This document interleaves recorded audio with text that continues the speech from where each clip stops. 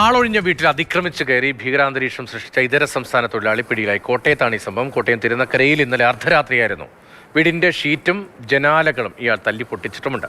മാനസിക അസ്വാസ്ഥ്യമുള്ള ആളാണ് എന്നൊരു സംശയമുണ്ട്. ഷിനോജ് എസ്റ്റിയുണ്ട്. ഷിനോജ്, ഇയാളുടെ പശ്ചാത്തലത്തെക്കുറിച്ച് കൂടുതൽ വിവരങ്ങൾ ലഭിക്കുന്നുണ്ടോ?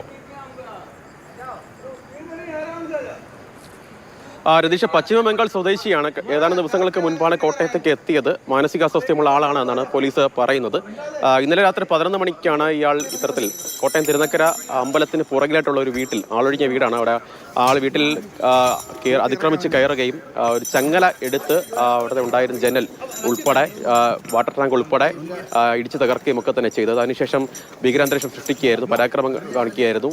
നാട്ടുകാരെ നേരെ കല്ലും കമ്പും ഒക്കെ എടുത്ത് എറിയുകയും അങ്ങനെ തീർത്തും ഒരു പൂർണ്ണമായും ഭീകരാന്തരീക്ഷം സൃഷ്ടിച്ചെന്ന് തന്നെ പറയേണ്ടി വരും. തുടർന്ന് നാട്ടുകാരാണ് പോലീസിന് വിവരം അറിയിക്കുന്നത്. പോലീസ് എത്തിയിട്ടും ഇയാൾ കീഴടങ്ങാൻ തയ്യാറായില്ല. പോലീസ് എത്തിയ സമയത്ത് ഇതിന്റെ മുകളിലത്തെ നിലയിലേക്ക് ഓടിക്കയറാൻ ശ്രമിച്ചു. അതിനുശേഷം ഫയർഫോഴ്സ് ഉൾപ്പെടെ എത്തി വീണ്ടും ഏകദേശം 2 മണിക്കൂറോളം ചെന്നു. പുലർച്ചെ 1:30 ഫയർഫോഴ്സ് എത്തുന്നത്. ഫയർഫോഴ്സ് എത്തി അനുനയിപ്പിക്കാനൊക്കെ അതിന് ശ്രമിച്ചെങ്കിലും നടന്നില്ല. തുടർന്ന് വീടിന് പുറകിലൂടെ കയറി ഇയാളെ കീഴ്പ്പെടുത്തുകയായിരുന്നു. തുടർന്ന് കസ്റ്റഡി എടുത്ത് ഇയാളെ നിലവിൽ ഇപ്പോൾ കോട്ടയം മെഡിക്കൽ കോളേജ് ആശുപത്രിയിലേക്ക് മാറ്റിയിട്ടുണ്ട്. മാനസിക അസ്വസ്ഥ്യമുള്ള ആളാണെന്നാണ് പോലീസ് ഉൾപ്പെടെ പറയുന്നത്.